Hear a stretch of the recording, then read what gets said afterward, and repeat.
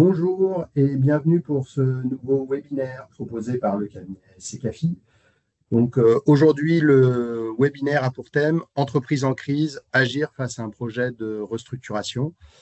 Nous aurons le plaisir, Florence et moi-même, de vous faire cette présentation. Précision, le document que nous allons vous présenter vous sera envoyé par mail directement à la suite de la présentation. Par ailleurs, notre intervention est enregistrée et donc le webinaire, le replay sera disponible dans la foulée également. Et vous avez la possibilité de poser vos questions dans le chat si vous le souhaitez. Et nous essaierons d'y répondre au fur et à mesure et sinon, à défaut, à la fin, à la suite de notre présentation. Voilà. Deux mots pour vous rappeler le champ d'intervention du cabinet Secafi qui, tout au long de votre mandat de représentant du personnel, nos experts sont à votre écoute pour vous accompagner à la fois sur le champ de la formation, sur le champ de l'expertise et sur les différents aspects de l'expertise, que ce soit les aspects socio-économiques, financiers, environnementaux, SSCT, restructuration, également sur le champ du conseil et puis de l'assistance à la négociation. Voilà. Alors, pour ce webinaire, donc on va parler évidemment des restructurations.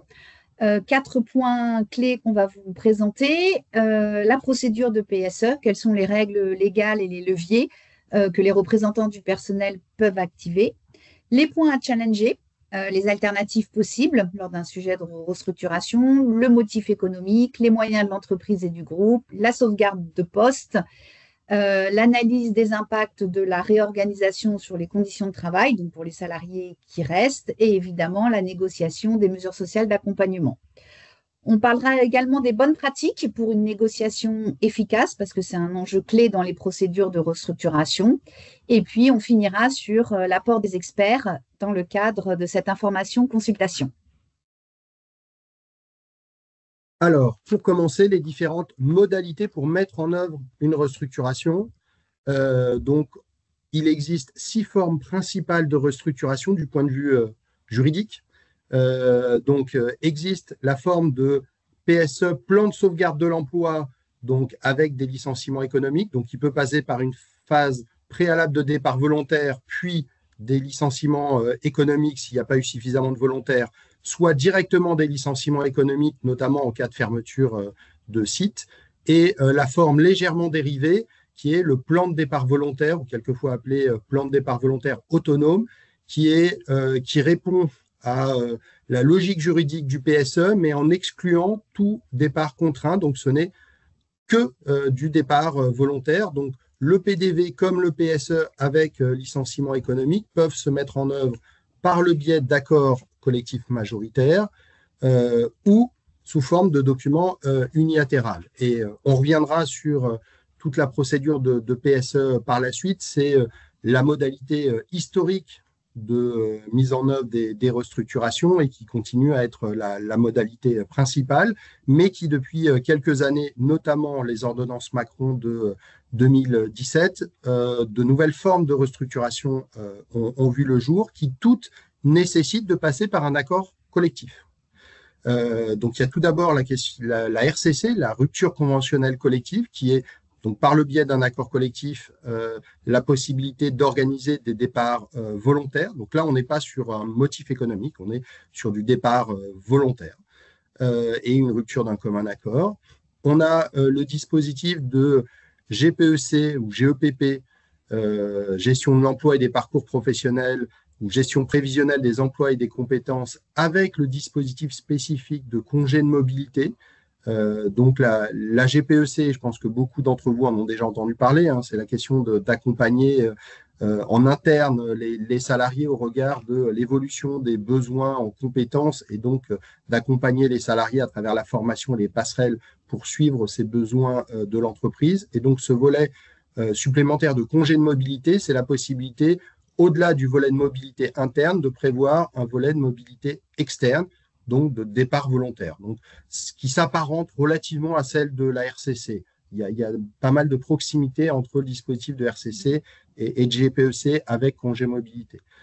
Autre dispositif, donc sachant que jusqu'à présent, tout ce que j'ai évoqué, on est sur des logiques de rupture de contrat de travail. Et de suppression de poste. Et en toute logique de suppression de poste. L'accord de performance collective, APC, répond lui à une logique différente. Il ne répond pas à une logique de réduction des effectifs, mais de pouvoir, par le biais d'un accord collectif très particulier qui est celui de l'APC, qui est de pouvoir, entre guillemets, forcer la main aux salariés pour leur imposer une modification de leur contrat de travail, que ce soit sur le temps de travail, la rémunération et ou la mobilité professionnelle, géographique ou fonctionnelle. Et donc, ça n'a pas pour objectif de rompre le contrat de travail, mais si le salarié refuse, ça peut amener à une rupture de contrat de travail dont le motif est l'accord collectif. Donc là, pour le coup, c'est le type d'accord à utiliser avec modération et en tout cas en ayant bien conscience de toutes les conséquences qu'il peut y avoir. Et puis le dernier dispositif, c'est celui de l'APLD ou APLD rebond désormais. C'est l'activité partielle de longue durée. Donc à la suite du Covid, dans le cadre du Covid, il y a eu l'activité partielle qui a été fortement développée. Il y avait eu un dispositif d'activité partielle de longue durée pour organiser et accompagner les salariés, les entreprises dans le cadre de la reprise. Le dispositif d'APLD post-Covid était arrivé à son terme. Et donc là, il y a un nouveau dispositif qui a été lancé par les pouvoirs publics qui a comme objectif aussi de répondre à une situation d'entreprise qui sont dans une difficulté, mais dans une difficulté qui est à la fois durable, mais à échéance de quelques mois et qui n'a pas comme vocation à mettre en risque la pérennité globale de l'entreprise. Donc, c'est la logique de pouvoir réduire le temps de travail des salariés au maximum de 40% et en échange d'avoir une prise en charge en bonne partie par l'État. Donc, ce dispositif a été mis en place par la loi de finances 2026. Le décret d'application est sorti en avril dernier et il est possible de rentrer dans ce dispositif jusqu'en février 2026.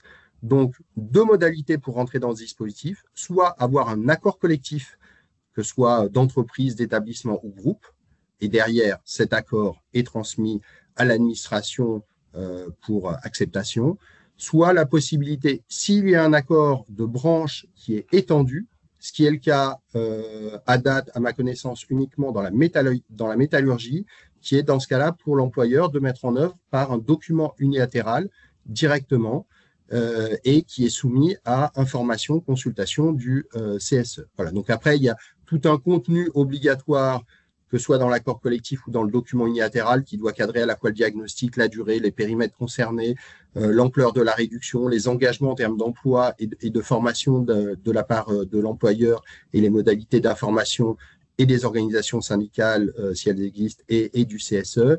On est sur une mise en œuvre par période de 6 mois qui peuvent être renouvelées et au maximum sur une durée de 18 mois qui peuvent être consécutifs ou non sur une période, en revanche, maximum de 24 mois consécutifs. Et avec une prise en charge, l'indemnité versée par le salarié est de 70% de sa rémunération brute habituelle sur les heures qui sont chômées, sachant que c'est exonéré de cotisation, donc 70% du brut, ça fait un peu plus de 80% du net, et l'employeur touche 60% de la part de l'État, donc le reste à charge est relativement limité. Donc l'idée de ce dispositif, c'est d'éviter d'arriver à des licenciements quand on est sur un creux qui n'est que temporaire de quelques mois. Alors, on va maintenant rentrer et s'attarder sur la procédure de PSE en tant que telle, donc la procédure plus classique quand malheureusement une entreprise restructure. Donc, pour la mise en œuvre d'un PSE, il faut avoir en tête qu'il y a 3 livres qui sont remis aux représentants du personnel. Donc, on appelle ça un livre 2, un livre 4 et un livre 1. Donc, c'est 3 sujets distincts à traiter. Vous avez ce qu'on appelle le livre 2. Donc là, clairement, c'est la présentation du projet et la justification du projet et du motif économique et évidemment de l'impact sur l'emploi. Et le CSE est donc informé et consulté sur ce qu'on appelle ce livre 2. Donc, c'est vraiment le diagnostic de la situation économique de l'entreprise et pourquoi elle restructure. Et pardon, petite précision, parce que vous posez sans doute la question, pourquoi est-ce qu'on parle de livre 2, livre 4, livre 1, ce jargon un peu juridique? C'est que ça renvoie à la partie du Code du travail dans lesquels les articles concerné se situe. Voilà, tout simplement. Ensuite, vous avez ce qu'on appelle le livre 4. Donc là, c'est la prévention des risques professionnels, c'est tout ce qui est aspect SSTT, c'est dédié avant au CHSCT, avant la fusion des instances, où là, on regarde principalement l'impact du projet de réorganisation sur les conditions de travail, notamment pour les salariés qui vont rester après la réorganisation, la sécurité et la santé des salariés. Donc, on va challenger évidemment les mesures de prévention, la conduite du changement et on va apprécier du coup la charge de travail au regard de l'organisation cible qui sera proposée par les entreprises dans leur projet de réorganisation. Et le troisième livre, c'est ce qu'on appelle le plan de sauvegarde de l'emploi, donc le PSE, le livre 1, dans lequel vous allez retrouver toutes les mesures sociales d'accompagnement dans un livre 1. Donc, on les détaillera dans les slides suivants. Les critères d'ordre de licenciement, les catégories professionnelles sur lesquelles vont s'appliquer les critères d'ordre et toutes les mesures, notamment les mesures indemnitaires, le congé de reclassement et autres, pour les salariés qui sont impactés par le projet de réorganisation. Voilà, donc le CSE, on va parler après du rôle des organisations syndicales dans le cadre de la négociation sur le PSE quand on rentre dans une négociation avec les organisations syndicales. Mais voilà en tout cas les 3 sujets distincts auxquels vous êtes confrontés lors d'une restructuration et d'une réorganisation. Sachant que l'idée, c'est bien de se préoccuper à la fois des salariés qui sont amenés à partir, mais aussi des salariés qui sont amenés à rester et des conditions dans lesquelles ils seront amenés à rester. Alors, la procédure, elle est un peu technique et puis il y a plusieurs instances qui vont se percuter dans cette procédure d'information-consultation. Donc, évidemment, vous avez l'ouverture au niveau du CSE avec la remise des 3 livres. La durée de la procédure, hors accord de méthode dont on parlera tout à l'heure, où on peut déroger à ces durées-là, mais la durée standard, on va dire, dépend du nombre de licenciements. Si vous avez moins de 100 licenciements, la durée d'information de la procédure, d'information-consultation dure 2 mois. Si vous avez entre 100 et 250 licenciements, la durée de la procédure passe à 3 mois. Et plus de 250 licenciements, la durée de la procédure est de 4 mois. Voilà, sachant que si vous prenez un expert, l'expert doit rendre son rapport 15 jours avant la fin de la procédure. Où c'est dans ce cadre-là que le CSE rend des avis.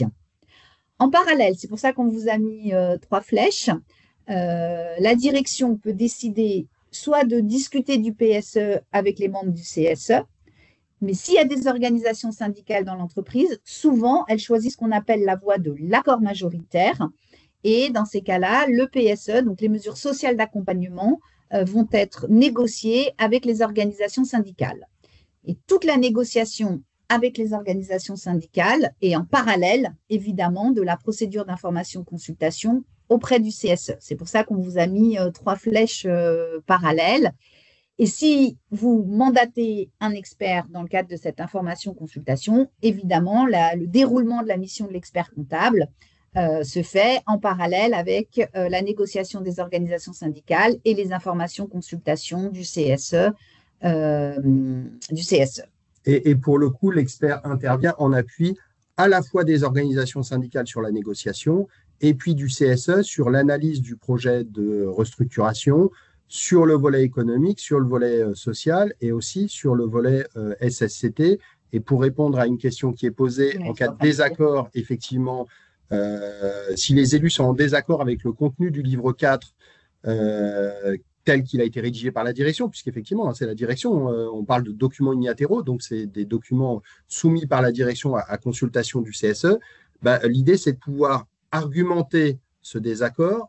Si le CSE a fait appel à un expert, l'intérêt, c'est que là, pour le coup, il y a un rapport étayé de la part de l'expert qui va pouvoir mettre en évidence un certain nombre de risques, peut-être sous-estimés par l'employeur, la nécessité d'adopter des mesures de prévention supplémentaires, et puis on y reviendra. À la fin, il y a l'administration, la DRIET, qui intervient, et donc, y compris avoir fait appel à un expert, et un moyen d'avoir des arguments supplémentaires vis-à-vis de l'administration pour essayer de faire bouger les lignes du projet.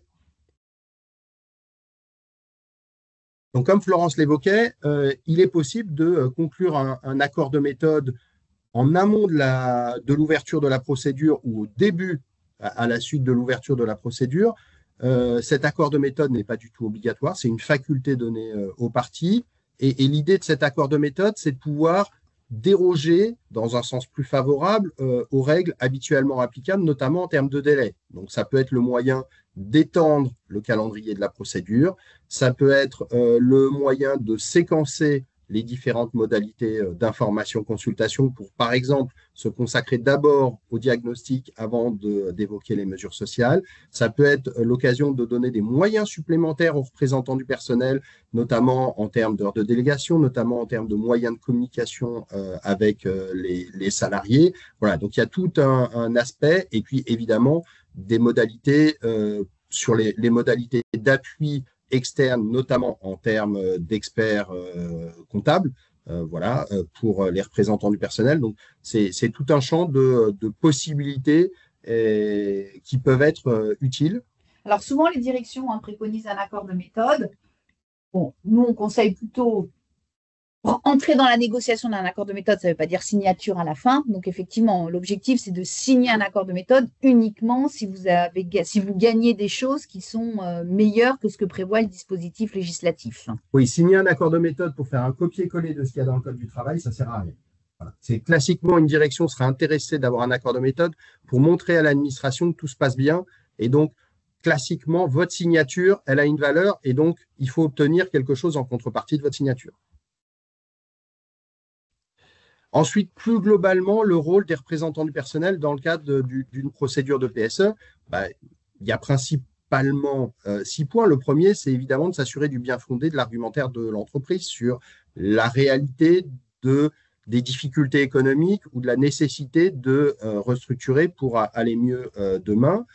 Ça peut être évidemment d'essayer de réduire le coût social, donc c'est limiter le nombre de départs et en particulier limiter le nombre de départs contraints, plutôt en essayant de favoriser les départs volontaires à la place des départs contraints. Et sauvegarder quand même le nombre de postes aussi. Et évidemment, sauvegarder le nombre de postes, puisque c'est la question de l'emploi dans l'absolu, et puis c'est la question des conditions de travail pour les salariés qui restent. C'est évidemment de s'assurer que la restructuration permettra d'aller mieux demain. Et donc, c'est l'effort qui sera fait avec, malheureusement, le fait que certains salariés soient amenés à partir. C'est au moins que ça sécurise la pérennité de l'emploi pour les salariés qui restent, et donc le redressement de l'entreprise. C'est par ailleurs s'assurer d'un traitement équitable entre les personnes, donc là, qu'il n'y ait pas de construction discriminatoire, notamment de ciblage des salariés qui seraient amenés à partir. Voilà. C'est évidemment l'accompagnement des salariés qui seraient amenés à partir à la fois sur l'aide au retour à l'emploi, et puis toutes les mesures indemnitaires d'une juste indemnisation du préjudice. Et puis, c'est évidemment de s'assurer de tous les aspects santé, sécurité, conditions de travail, à la fois au cours de la procédure pour l'ensemble des salariés, ceux qui restent et ceux qui partent, et puis post-restructuration, c'est les conditions de travail des salariés qui sont amenés à rester. Parce que, je le redis, fondamentalement, le rôle des représentants du personnel dans une procédure de PSE, c'est à la fois de se préoccuper des salariés qui malheureusement seraient amenés à partir, mais c'est aussi de se préoccuper des salariés qui seront amenés à rester. Alors, dans une procédure de PSE, il y a effectivement vous en tant que représentant du personnel, il y a la direction et il y a un troisième interlocuteur qui a un rôle extrêmement important dans les restructurations, c'est la DRIRTS. À partir du moment où il y a l'ouverture d'une procédure, le ministère du Travail définit quelle va être la DRIRTS compétente et elle va avoir un rôle clé quand même dans la procédure. Les directions vont souvent être en contact avec elle et nous, on préconise toujours aux organisations syndicales et aux représentants du personnel d'être aussi en lien fortement avec la personne en charge à la DRIRTS. Et pour le coup, l'expert, si vous avez désigné un expert, peut vous accompagner dans ce cadre-là. Exactement. Donc, elle joue un rôle en cours de procédure et à l'issue de la procédure. Alors, en cours de procédure, pourquoi ? Elle peut formuler des propositions et des observations sur notamment le livre 4 et le livre 1, parce qu'il faut quand même juste rappeler que la DRIRTS, par contre, n'a pas compétence pour juger du motif économique. Évidemment, l'expert va juger s'il y a un motif économique ou pas, mais la DRIRTS n'a pas compétence en la matière. Donc, elle va juste pouvoir proposer et formaliser des observations sur ce qu'on appelait le livre 4, donc l'impact sur la charge de travail et les conditions de travail, et évidemment sur le livre 1, les mesures sociales d'accompagnement. Elle a également un pouvoir d'injonction à l'employeur, c'est-à-dire que si vous, en tant que représentant du personnel ou même l'expert, n'a pas reçu les informations nécessaires dans le cadre de son expertise, on peut formuler une demande d'injonction auprès de la DRIRTS, qui a un délai de 5 jours pour voir si la demande d'injonction est justifiée ou pas. Et si elle l'est, elle va enjoindre, je ne sais pas comment on dit, enjoindre à la direction de nous fournir la documentation nécessaire. Et à l'issue de la procédure, eh ben, c'est elle qui donne le go ou le no-go en fait à la mise en œuvre de la restructuration. Donc, si jamais le PSE a été signé par les organisations syndicales, la DRIRTS va ce qu'on appelle valider ou pas l'accord majoritaire. Et s'il n'y a pas d'accord majoritaire, le PSE devient ce qu'on appelle un document unilatéral. Et là, on parle d'homologation. Mais tant que la DRIRTS n'a pas homologué ou validé le plan, la direction ne peut pas mettre en œuvre sa réorganisation. Alors, elle peut ne pas homologuer, on l'a déjà vu, soit parce que les mesures de prévention sont insuffisantes, ou elle estime qu'il n'y a pas eu d'accord majoritaire et que les mesures sociales d'accompagnement sont insuffisantes au regard des caractéristiques sociales de la population impactée, ou même, parce qu'il faut savoir qu'un PSE doit être proportionnel aux moyens de l'entreprise et du groupe auquel elle est rattachée, elle peut estimer qu'il n'y a pas de proportionnalité des mesures aux moyens du groupe. Alors, on ne repart pas à zéro. Elle va expliquer sur les points sur lesquels elle ne donne pas son homologation. Et du coup, l'entreprise doit revoir sa copie, reconvoque les représentants du personnel pour améliorer le plan. Voilà, donc ce que je vous disais, à l'issue dure, accord majoritaire, quand même, la DRIRTS, souvent, elle va, parce qu'elle considère qu'il y a eu un accord avec les organisations syndicales, elle ne va pas se substituer aux partenaires sociaux, elle va donc vérifier que la procédure a bien été respectée, et généralement, quand même, souvent, on a une validation. En revanche, s'il n'y a pas d'accord majoritaire, on a dit tout à l'heure que le PSE devenait un document unilatéral, et c'est là où la DRIRTS a un contrôle plus fort, parce que non seulement elle va vérifier que, évidemment, la procédure est respectée, mais elle va regarder la proportionnalité du plan aux moyens du groupe et elle va mettre son nez dans les mesures sociales d'accompagnement. Donc, c'est pour ça que souvent, les directions, il faut avoir en tête quand même que quand elles démarrent un PSE avec une négociation pour avoir un accord majoritaire, la direction a plutôt tendance à aller chercher un accord majoritaire pour éviter une non-homologation à l'issue de la procédure. Alors, il y a pas mal de questions qui tombent en même temps. C'est très clairement un levier important de la part des organisations syndicales vis-à-vis d'une direction, parce que la direction cherchera à avoir un accord majoritaire pour sécuriser sa procédure, et donc c'est un levier que les organisations syndicales peuvent utiliser pour essayer de faire bouger les lignes, à la fois sauver de l'emploi, améliorer les mesures sociales, etc. Dans les questions, il y avait une première question, je reviens un petit peu en arrière, sur l'accord de méthode. Est-ce qu'il faut attendre que la procédure soit déclenchée ? Grosso modo, l'accord de méthode, vous commencez à le négocier une fois que vous savez quelle procédure va être lancée. Là, en l'occurrence, dans la question posée, c'était avant même qu'une procédure soit lancée. Je pense que c'est potentiellement un peu tôt. Il faut savoir de quoi est question parce que l'accord de méthode, il cadre les délais d'information-consultation. Encore faut-il savoir quel est l'objet de l'information-consultation. On répondra après. Il y a eu d'autres questions. On essaie de tout balayer et okay. on y sur la question du motif économique de licenciement. Donc là, pour le coup, qui ne sera pas contrôlé par la DRIRTS, mais qui doit être précisé dans le livre 2 et qui donnera lieu à la possibilité pour les salariés, à la suite de leur licenciement, qui est de contestation devant le Conseil des prud'hommes, s'ils estiment que le motif n'est pas valable. Donc il y a 4 motifs économiques de licenciement qui sont prévus par le Code du travail, par l'article LMI 233-3 du Code du travail, dans sa version à date. Donc, il y a tout d'abord la question de difficultés économiques, deuxièmement, des mutations technologiques, troisièmement, d'une réorganisation nécessaire pour la sauvegarde de compétitivité, quatrièmement, d'une cessation d'activité, sachant que la cessation d'activité, c'est un arrêt complet au périmètre de l'entreprise. Ce qui est important de noter, c'est que dans l'hypothèse où l'entreprise fait partie d'un groupe, le motif économique est apprécié non pas au périmètre spécifiquement de l'entreprise, mais au périmètre du groupe en France, ou plus précisément du secteur d'activité dans lequel se trouve l'entreprise dans le groupe en France. Donc la réduction au périmètre France, effectivement, date pour le coup d'il y a quelques années, les ordonnances Macron de 2017.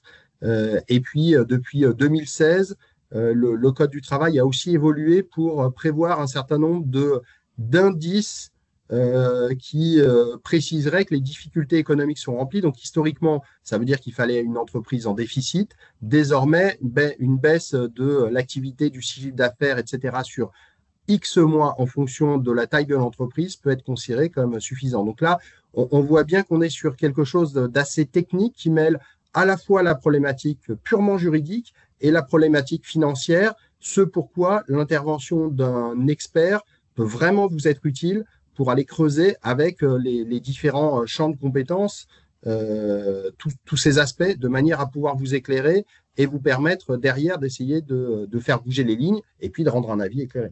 Alors, juste un point, parce qu'il y a deux périmètres différents. Effectivement, pour le motif économique, c'est le périmètre France dont parlait Luc. En revanche, pour la proportionnalité des mesures sociales d'accompagnement au regard des moyens du groupe, là, on sort ces périmètres monde. Voilà, donc il faut, pour le motif éco, c'est bien le périmètre France. Pour les moyens du groupe, on prend le groupe dans sa globalité.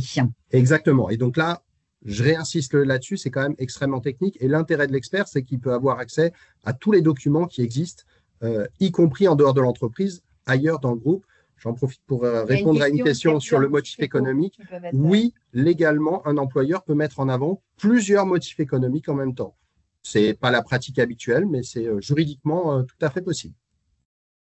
Alors, les attendus en matière de risque professionnel, donc la jurisprudence, elle est très claire. Elle exige que les mesures qui sont présentées, notamment dans le fameux livre 4, dans le cadre de la prévention des risques, doivent être précises, concrètes et adaptées. Donc, les PSE doivent prendre en compte l'ensemble des risques professionnels et non pas seulement que les risques RPS, les risques psychosociaux. Sous trois prismes, la prévention des risques professionnels, il y a les actions de prévention, qu'est-ce qui est mis en place, les actions d'information et de formation, et mise en place d'une organisation et de moyens adaptés. Il y a des attentes, évidemment, il faut un DURP spécial PSE avec un plan d'action. Donc, document unique d'évaluation des risques professionnels. Voilà, exactement. Et une cotation de la charge de travail qui doit être chiffrée, parce que c'est ce qu'on vous a dit tout à l'heure, et notamment c'est ce qu'on fait quand on est mandaté dans le cadre d'une expertise restructuration. On va challenger l'impact de la charge de travail pour ceux qui restent demain par rapport à l'organisation cible et du fait des suppressions de postes qu'on lieu, c'est comment ça va fonctionner demain et est-ce que ça va bien fonctionner ou est-ce qu'il va y avoir un risque de surcharge de travail pour ceux qui restent. Alors, comment, in fine, qui reste dans le cadre d'une procédure PSE? Alors, on définit ce qu'on appelle des catégories professionnelles, parce qu'on est bien d'accord, c'est un licenciement pour motif économique, si jamais il s'avère qu'il y a un motif économique, mais pas du tout pour insuffisance professionnelle. Donc, la direction doit ce qu'on appelle définir des catégories professionnelles. Donc, la jurisprudence donne une définition, appartiennent à une même catégorie professionnelle les salariés qui exercent dans l'entreprise des fonctions ou des activités de même nature, supposant une formation professionnelle commune. Donc, c'est un peu la difficulté de l'exercice, c'est qu'au sein d'une catégorie professionnelle sur lesquelles vont s'appliquer les critères d'ordre de licenciement, vous pouvez avoir des postes impactés par la réorganisation, mais des postes non impactés par la réorganisation. Et au final, avec l'application des critères d'ordre de licenciement, un salarié peut se retrouver licencié parce qu'il a moins de points, alors même que son poste n'est pas forcément impacté par la réorganisation. Donc, c'est un peu la difficulté de l'exercice, mais l'idée, c'est de construire des catégories qui ne sont pas trop restrictives pour éviter de faire un ciblage de salariés et pour pouvoir vraiment appliquer les critères d'ordre de licenciement. Ce qu'on vous a dit souvent dans les PSE, je vais dire peut-être à 80%, il y a quand même ce qu'on appelle une phase de volontariat avant de mettre en œuvre les critères d'ordre de licenciement qui, au final, entraînent des licenciements contraints ou des licenciements subis. Souvent dans les PSE, ou quand il n'y en a pas, les représentants du personnel demandent à négocier une phase de volontariat. Et potentiellement avec l'appui de l'administration. Oui, parce que la DRIRT, c'est très sensible à ça, hein, parce que quand il y a des départs volontaires, ça évite des licenciements contraints et des licenciements subis. Mais pour autant, ça ouvre les mêmes droits à chômage, à mesure, etc. Les mêmes mesures, exactement. Donc, on fait ce qu'on appelle une phase d'appel au volontariat. Alors, il faut que le salarié ait un projet. Là, on n'a pas le temps de rentrer dans le détail. Voilà. Et donc, si jamais. Alors, il ne peut pas y avoir plus de départs volontaires que de postes supprimés. Ça, c'est interdit par la loi. Parce que parfois, ça arrive. Hein, on s'est retrouvé dans des restructurations où on avait beaucoup plus de départs volontaires que de postes supprimés. Donc là, il y a des critères de départage qui sont négociés. Mais effectivement, un salarié en départ volontaire part avec les mesures sociales d'accompagnement qui auront été négociées. Et si jamais il n'y a pas assez de départs volontaires, et ça peut arriver, c'est là qu'on met en œuvre les critères d'ordre de licenciement et sont maintenus aux effectifs les salariés qui ont le plus de points. Donc, on prend en compte l'âge, l'ancienneté, les charges de famille, le handicap, et il y a des critères de qualité professionnelle.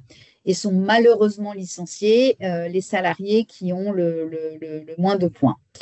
Alors, il y a une petite question. Est-ce qu'une formation professionnelle continue dans le cadre de la jurisprudence citée sur les catégories professionnelles? C'est la question du périmètre des catégories professionnelles. Alors, l'idée, c'est de dire ce qui dépasse une formation d'adaptation. Ça peut être une formation de base ou liée à de la formation continue, mais c'est une formation d'un niveau important au-delà d'une simple formation d'1 mois ou 2 mois. Sachant que derrière, au-delà de la formulation de la jurisprudence un peu technique sur les catégories professionnelles, l'idée, c'est on met dans une même catégorie professionnelle l'ensemble des salariés pour lesquels on estime qu'il y a permutabilité d'un poste à l'autre moyennant une formation relativement courte de l'ordre de maximum 1, 2 ou 3 mois. Et donc, dès lors qu'on estime que moyennant cette formation courte, un salarié peut passer d'un poste à l'autre, ça veut dire que tous ces salariés devraient être dans une même catégorie professionnelle. Alors, par zone d'emploi, il faut aussi le préciser, s'il y a plusieurs sites impactés au sein d'une entité juridique, les critères d'ordre s'appliquent par zone d'emploi. Il y a une question sur les salariés protégés, ceux qui portent un mandat. Donc, dans les catégories professionnelles, on a des salariés protégés ou non protégés. Ça, c'est, ils sont pas, ils rentrent. Si la réorganisation supprime leur poste, ils sont dans les catégories impactées. En revanche, il y a une procédure spécifique pour les salariés protégés. C'est pour ça que souvent, les salariés protégés, si malheureusement ils doivent être licenciés, ils le sont un peu plus tard. Parce que pour les salariés protégés, il faut des entretiens individuels.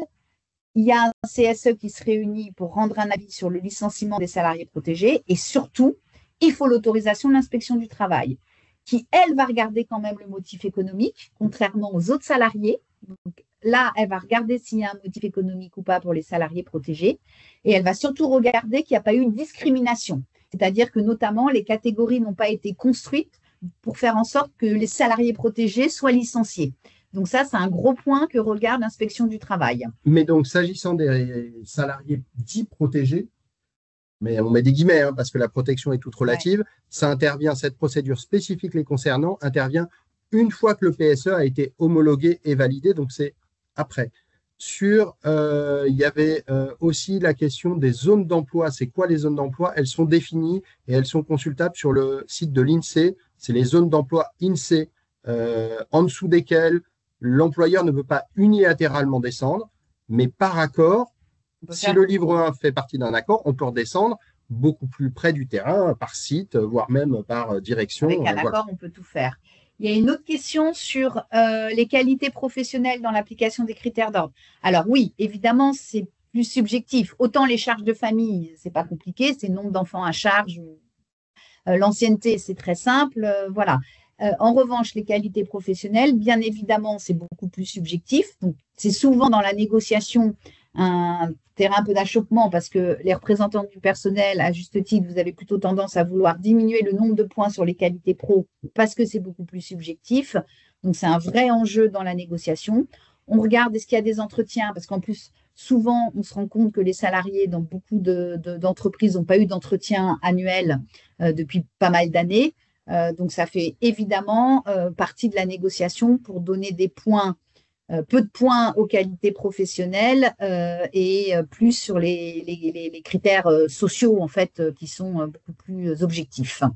Donc, voilà. Après, on ne rentre pas dans le détail de tous les éléments de jurisprudence, mais évidemment, l'expert, en cas d'intervention de l'expert, vient creuser tous ces éléments d'objectivation du critère de qualité professionnelle. Les autres principales mesures sociales qu'on voit habituellement, c'est effectivement les aides à la formation, que ce soit formation courte ou longue, et de validation des acquis de l'expérience, des aides à la création ou reprise d'entreprise, des aides à la mobilité géographique, l'accompagnement au retour à l'emploi par un cabinet spécialisé. Selon la taille de l'entreprise et du groupe, soit ce qu'on appelle un congé de reclassement, soit le contrat de sécurisation professionnelle de Pôle emploi. Donc, le congé de reclassement qui est applicable dans les entreprises et groupes de plus de 1000 salariés au périmètre européen, c'est une durée pendant laquelle le salarié, à la suite de la notification de son licenciement, reste dans les effectifs de l'entreprise, s'il le souhaite, pour se consacrer à sa recherche d'emploi ou à son futur projet professionnel, avec un niveau de rémunération qui n'est pas forcément un maintien de salaire intégral, c'est un point de négociation.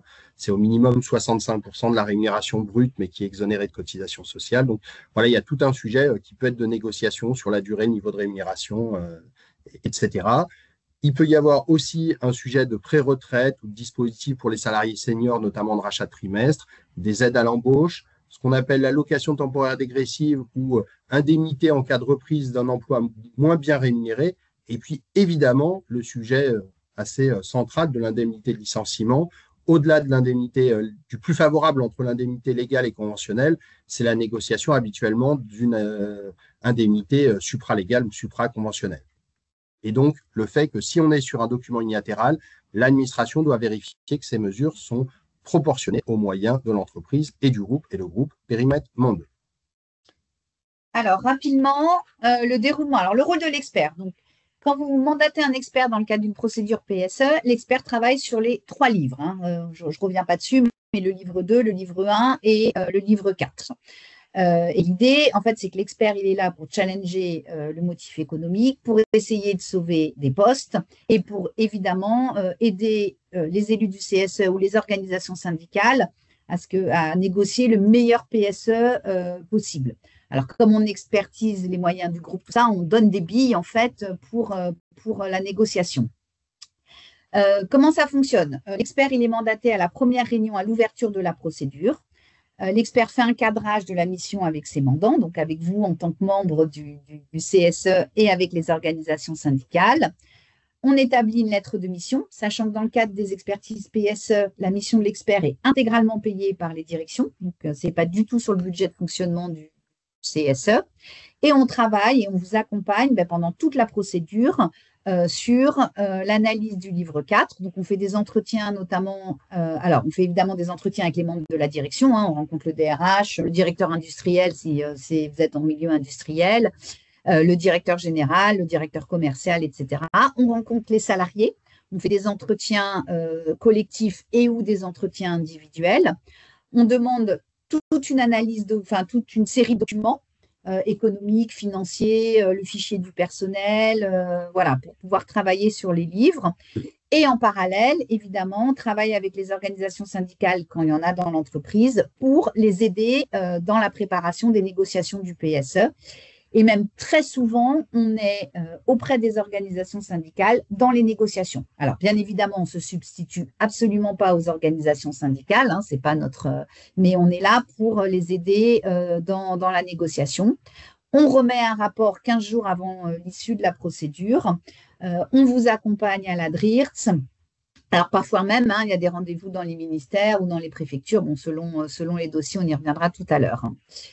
Voilà un peu, en tout cas, on vous accompagne pendant toute la procédure, aussi bien le CSE, les membres du CSE que les organisations syndicales. Et donc là, pour le coup, du côté du cabinet d'expertise, on met en place différentes compétences. Donc, il y a classiquement à minima 3 compétences différentes pour vous accompagner sur une procédure de PSE. Une compétence d'ordre financière, on va dire, une compétence d'ordre SSCT, une compétence plus sociale. Après, il peut y avoir davantage de consultants quand on est sur des aspects beaucoup plus précis, de risques graves, risques industriels, psychologues, etc. Voilà.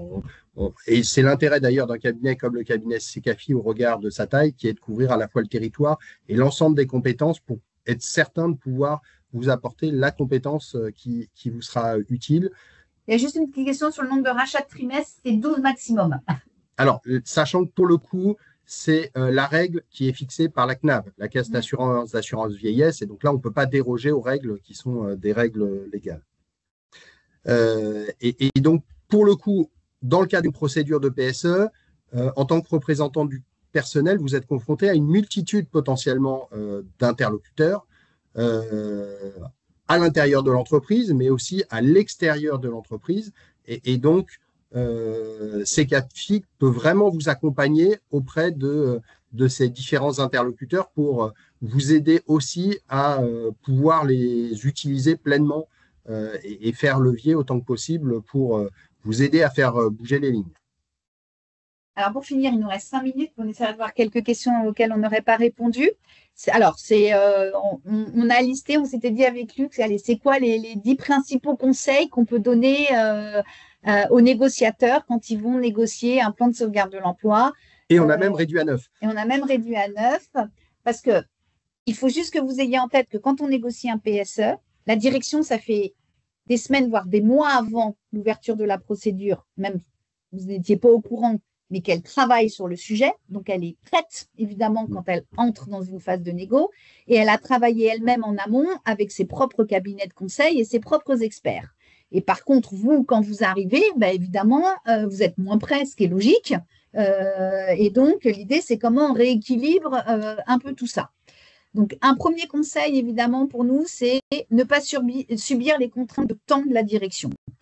Souvent, quand une procédure se lance, la direction, elle vous colle une réunion de négo 3 jours après. Vous n'êtes pas prêt. Si vous avez pris un expert, il n'a pas eu le temps de travailler avec vous sur le plan. Donc, surtout, nous, ce qu'on conseille à chaque fois, c'est non, vous démarrez la négo plus tard et après, quitte à mettre un rythme un peu accéléré. Mais il faut absolument que vous soyez prêts parce que eux, ils le sont. Donc, il faut absolument que vous soyez prêts quand vous démarrez une négo. Faut s'approprier les enjeux, les thèmes à traiter, c'est pas évident, les alternatives à construire. Donc, surtout, ne pas subir les contraintes de temps de la direction. Il faut maîtriser les sujets et partager ou non diagnostic. Mais il faut maîtriser autant que faire se peut tous les projets qui sont portés par la direction et les thèmes à la négociation. Il faut identifier les enjeux apparents, voire masqués de la direction. Nous, on dit toujours, on sera plus fort si on arrive à voir quelles sont les priorités absolues de la direction. Et ne pas se laisser parasiter par des enjeux, ce qu'on appelle un peu en trompe-l'œil. Donc, identifier les impératifs de la direction, voir ce qui pour elle est acceptable, là où on pense qu'elle pourrait concéder des choses, en contrepartie évidemment de revendications qui sont prioritaires pour vous. Sachant que ça, c'est un décryptage sur lequel, évidemment, l'expert peut aussi vous accompagner et vous éclairer. Le 4e conseil, c'est d'exiger d'avoir des bons interlocuteurs, avoir les décideurs en face de vous. Si, autour de la table de négociation, le représentant de la direction est quelqu'un qui n'a 0 marge de manœuvre et qui, à chaque fois, vous dira « je prends note » et puis la fois d'après, reviendra avec des réponses, mais sans pouvoir les bouger en quoi que ce soit, la négociation, ce n'est pas une vraie négociation, elle pourrait se faire par mail. Donc, l'intérêt de réunion de négociation, c'est d'avoir des interlocuteurs qui ont un minimum de marge de négociation pour rendre cette négociation interactive. Après, on sait très bien, notamment dans les groupes, que vous n'aurez jamais le décideur ultime. Souvent, il n'est même pas forcément en France, mais en revanche, quelqu'un qui a au moins des marges de négociation. Le 5e conseil, c'est de recenser et d'avoir construit vos revendications et vos demandes et tenter de les faire partager avec une argumentation construite. Et puis, évidemment, le 6e, c'est de hiérarchiser vos demandes, donc de les présenter au bon moment et, dans tous les cas, systématiquement, de les argumenter. Ne rien lâcher sans contrepartie ou garantie. De toute façon, une négociation, c'est bien des concessions réciproques. Donc, c'est vraiment habituer votre interlocuteur à des concessions réciproques. Susciter l'intérêt et l'adhésion des salariés. Alors, c'est souvent compliqué parce que les salariés peuvent aussi vous demander avoir des demandes extrêmement fortes. Alors, notamment, on le voit souvent sur l'indemnité supra, c'est un vrai enjeu. Donc, voilà, il faut, à mon avis, souvent communiquer aux salariés, savoir si leur demande, leur dire si leur demande est complètement extravagante, parce que sinon, ça va être très déceptif à la fin, mais en même temps, il faut être exigeant dans les demandes, bien évidemment. Et puis pour conclure, s'appuyer sur des compétences externes, donc les experts, c'est CAFI. Et avec un point d'attention, c'est que dans le cadre d'un PSE, la désignation se fait au plus tard en réunion 1.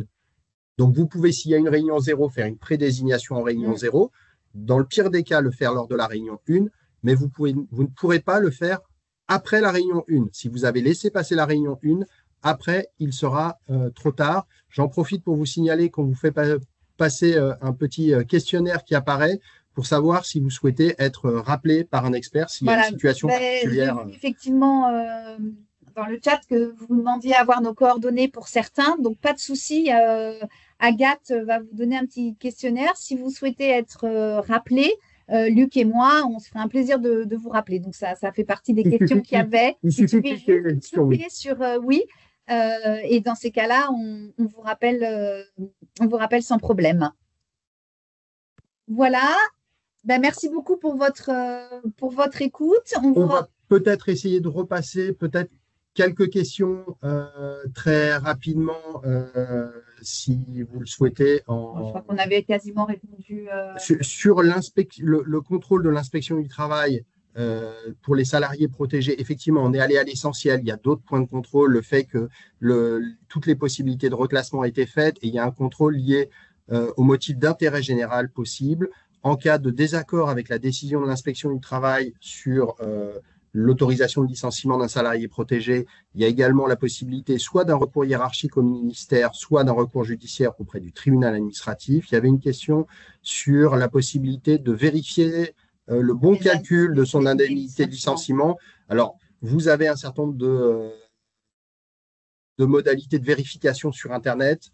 Vous pouvez sinon vous rapprocher d'un syndicat ou de vos représentants du personnel quand ils en ont la possibilité, ou de l'expert, évidemment, quand il y a un expert. Moi, je pense qu'on a balayé là. Du coup, juste pour information, on fait un dernier webinaire avant les vacances, le 26 juin sur l'IA. Voilà, tout autre sujet passionnant. Voilà, écoutez, merci beaucoup à vous tous. Et donc, le support et le replay vous sera envoyé directement. Voilà, exactement. Parce que certains ont eu des problèmes de connexion, donc vous allez avoir le document. Très bonne journée, merci beaucoup. Merci à vous. Au revoir.